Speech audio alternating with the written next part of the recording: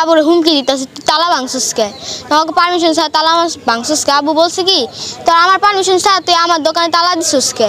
তারপরে এই কথা বলছে পরে আমার বাবাকে নিয়ে পাথর দিয়ে ছুরি দিয়ে এখানে এখানে এখানে গুলি করছে, কীভাবে নিষ্ঠুরভাবে মারছে।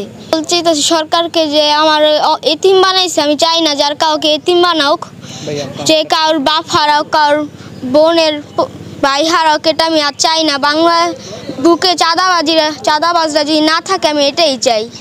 এই যে চাঁদার জন্য যে মানুষকে খুন করে এটা আমি আর চাই না। দাফন দেওয়া হয়েছে কবে? কালকে 10টায়, সকাল 10টায়। দেখছো একবার তোমার লাস্টে? হ্যাঁ দেখছিলাম। এই কবর দিচ্ছে এখানে? হ্যাঁ। সে আসলে স্থানীয় ছেলে হিসেবে আমরা তাকে দানবীর একটা পদবি দিতে পারি, কারণ এলাকার যে সামাজিক যে কর্মকাণ্ড বা সোশ্যাল যে কাজগুলো হয় সেখানে সে সবসময় দান সদকা এগুলো করে থাকে।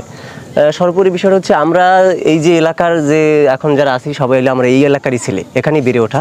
তাও সোহাগ ভাইকে আসলে আমরা খুব ভালোভাবে চিনি এবং জানি, কিন্তু আমরা এখানে আপনাদের মাধ্যমে সারা বাংলাদেশকে জানাতে চাই যে আইএমএ জাহেলিয়া যুগে আসলে এটাও হয়নি যেগুলো এখন বর্তমান হচ্ছে। যে কিছুদিন আগে আমাদের ভাই তোফাজ্জল মারা গেল, আমরা খুবই মর্মাহত। আবার এখন এই সোহাগ ভাই গেল, এই যে মারাগুলা খুবই ভাই এগুলো এই মৃত্যুগুলো আমরা নিতে পারি না, কারণ সারা বাংলাদেশের প্রত্যেকটা মানুষের হৃদয়, সে তো মানুষ।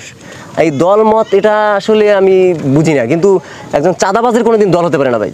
চাঁদাবাজ সে অলওয়েজ লিজুর ভিত্তিক, সে যেই দল ক্ষমতায় থাকে, যেই ব্যক্তি ক্ষমতায় থাকে, যেই জন ক্ষমতায় থাকে তার সাথে লেয়াজো করে তারা চাঁদাবাজি করে, তাদের কোনো দল নেই। কিন্তু এই ভাই আমরা এখানে আসার পরে বা এর আগেও আমরা শুনেছি, আমি কালকের এখানে যখন মাটি দিচ্ছি সকালে আমি শুনছি যে এই ভাইকে চাঁদাবাজরা মারছে, কিন্তু এইভাবে এটা আমরা মাত্র 2টার পরে দেখতে পাচ্ছি। আপনি একটু বিশ্বাস করেন আমি জানি না আমার ভাইকে কেমনে মারলো যদি এইটা ভিডিওটা ভাইরাল না হতো।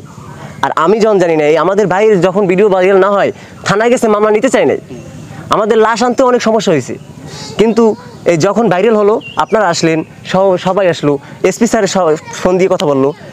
আমরা আসলে যে এখন একটু নিরাপত্তাবিহীনতায় ভুগতেছি, বিএমপির বিভিন্ন লোকজন আসতেছে বা অনেক কিছু আছে, সবাই সব না, তারা আসতেছে আমাদের কাছ থেকে নিতেছে, কথা বলতেছে। কিছু সংখ্যক লোক আসতেছে, তারা এসে এভাবে হচ্ছে যে তারা বলতেছে যে সূর্য পশ্চিম থেকে উঠছে।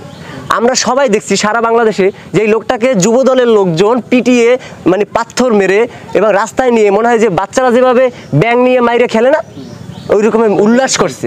এটাও কি সম্ভব এই বাংলাদেশে? হ্যাঁ, এর জন্য জুলাই হয়েছে, 5 তারিখ আসছে, 5ই আগস্ট হয়েছে। তাইলে কি হলো আমাদের বলেন? আমি ডক্টর ইউনূস স্যারকে আপনাদের মাধ্যমে বলতে চাই, এমন বিচার হোক যেই বিচার সাধারণ মানুষের মনে যেইভাবে হত্যার জন্য হৃদয় কাঁপছে, আবার হত্যাকারীদের প্রত্যেকটা দৃষ্টান্তমূলক খুঁজে খুঁজে বের করে প্রত্যেককে সিসি ক্যামেরার ফুটেজ দেখে এমন বিচার করা হোক যেন দ্বিতীয়বার চাঁদাবাজরা এইভাবে আর কোনো সাহস বাংলার বুকে না দেখাতে পারে।